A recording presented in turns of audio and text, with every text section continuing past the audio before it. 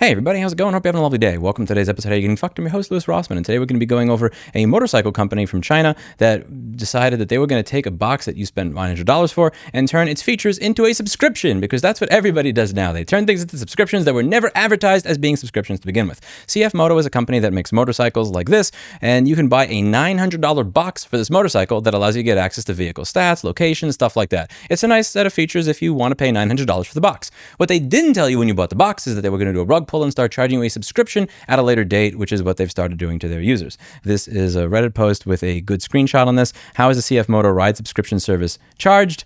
A monthly plan, you have the $3.99, $6.99, you have the quarterly version, and then the annual version, you can get the package for $50 per year. Now, the reason that this is aggravating to a lot of people is when they bought this product, it never told them that there would be a monthly fee. And I've seen a lot of people in the comments saying, well, you know, they have to pay for the cellular connection somehow, or how are they supposed to update the app regularly without the payment? And that's, see, when you say, okay, firstly, Clippy no simpy.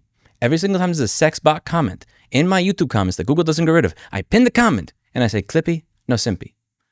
Whether it is for an OnlyFans sex bot on YouTube or whether it is for the company. Clippy no simpy. Don't simp for the company. Secondly, it's not about whether or not it costs the money to provide the service. It's about how you sold the service up front. And the thing that bothers me about this whole model is I'm not bothered as a consumer because I don't have this motorcycle. I've never bought it. It bothers me as a business owner because I understand what it is I am and am not allowed to do with my own company. I know what I can and cannot get away with. There's a certain line that I don't cross, and I was alluding to this in the video I did a few days ago on the woman who got arrested because she was trying to cancel the gym and it frustrated her so much she pulled a fire alarm, is that there's certain things that I don't do because I realize if I cross a certain line, I risk people walking into my store with a baseball bat and cracking me on the side of the fucking head, which is why you try to act in a reasonable manner. So let's say that I offer a data recovery for $400. And it's for a really difficult helium drive or SMR drive. And we recover the data, it's $400. The customer goes home, they use their data for a week, and then they realize it just disappears. And I say, oh yeah, it actually cost us a lot more than $400 to do that. I had to send Chris to a $10,000 course where he learned a lot of stuff, and then we had to buy a bunch of expensive equipment. I needed a new port in the PC3000. I had to buy a helium tank. I mean, you didn't think that that was really just going to be $400, right? Like, you know better, right? I mean, surely you know better. So we're actually going to need $2,000 to $3,000 for that data recovery. I can't do that. I'm not allowed to do that. But for some reason, companies are. Many people are defending the company and saying, listen, I know you don't like it, but you know, they got to pay for the connection somehow. And that's fine. Say it up front. I can't do that. I have to put the price of the service up front. I can't get a low price to try and suck you in and then hold you hostage later with a subscription. I can't do that. If I told you that the data recovery would be $5,000 up front, you may have gone to a different company. You may have made a different decision based on me giving you all the information on the pricing structure up front. Now, if I hide the pricing structure from you, you may decide to buy something that you otherwise would have said no to. And that's the problem. They didn't give you a chance to say no. Now, there are other people that'll say, well, you should know better. I mean, when you buy a product like that, you really should know that it's not going to be a one-time purchase. And those are the people that piss me off more than anything else. When I'm dealing with my customer doesn't know what a helium versus an SMR drive is. They don't know the difference between a cracked micro SD card versus a controller issue or something. They're coming to me and giving me money because they don't know any better. They're ignorant. And I'm not saying that as an insult. There are many things that I'm ignorant of. When somebody showed up to my house to redo the mortar work outside and they laughed at how bad mine was, I was laughing along with them because it sucked. I invited them to. They know how to do mortar work. I don't. My job sucked, which is why I'm paying them because they have the knowledge. I'm not insulting you for being ignorant. It's just the reality. People are showing up to spend $8,000 on your motorcycle and $900 on your box because they don't know how to make a motorcycle. They don't know how to make a telematics box. They don't know how to make these things. They're paying you because you're the expert, and they're trusting you because you're the expert. So when you come out with that defense of the company saying, I mean, you should really know that a one-time payment for something like getting stats off of your bike really isn't feasible, Louis. You should know that when you buy it. Fuck you, and fuck people like you for blaming the customer when it's not the customer.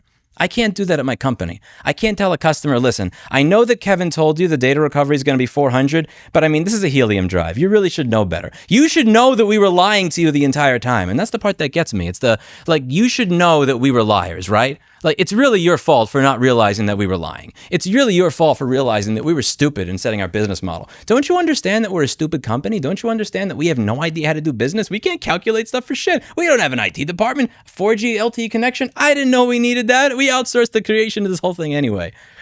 That's not how this works. If you are the creator of a product, I expect you to be able to tell me how much it is going to cost to buy the product, and if you are going to disable it or raise the price of me using it at any point in time, I need to know that shit up front. And if you're not willing to tell me it up front, then fuck you. You can eat the cost of it. That's the way I feel about this. Unfortunately, they're going to get away with it. And all these people that spent $900 extra to buy this box are now going to have to subscribe. Now, they are putting a grace period in because a lot of people bitched about this, and rightfully so. It says that they make no representation or claim about the availability or pricing of services after the grace period. New users are going to get 23 months free or 24 months free. Mighty Christian of them. It's still bullshit.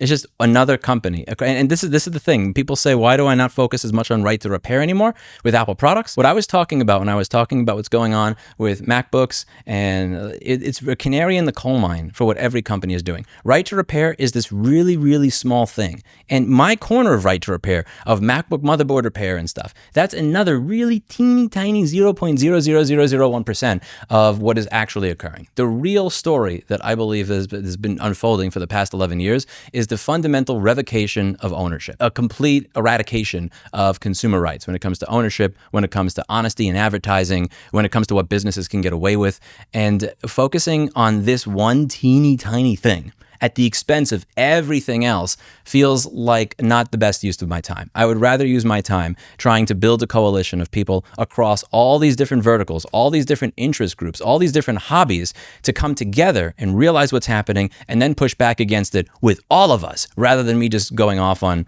like right to repair for a wheelchair, right to repair for a MacBook or something like that. And that's what I hope I'm doing here. I want all of you to understand what's going on so that you know how to push back against it. Andy was about to take a sponsorship on Salem Techperts, the YouTube channel, the greatest technician that ever lived. He was about to become the greatest paid advertiser of Insta360 cameras that ever lived. And he decided, fuck that, I'm not doing that, because Dave Jones at EV Blog did that video. And he did that video with the Clippy in the thumbnail. And he knew what he was doing when he did that video with the Clippy in the thumbnail. He was putting up a flag. I'm sick and tired of this shit. He let other people know. Other people knew, and now they've changed the decision-making processes accordingly. And we're going to need to get millions of people on board, changing the small decisions that they make anywhere they can. Not all the decisions, not radically changing their life. Millions of people making teeny tiny different decisions. Death by hundreds of millions of cuts, to the point where we kill these anti-ownership business models and we go back to a world where the consumer is respected. Let me know what you think in the comments down below. That's it for today. And as always, I hope you learned something. I'll see you all in the next video. Bye now. We also have the duty not to infringe the IP rights in the process. It is in fact the manufacturers who have the relevant rights, not consumers.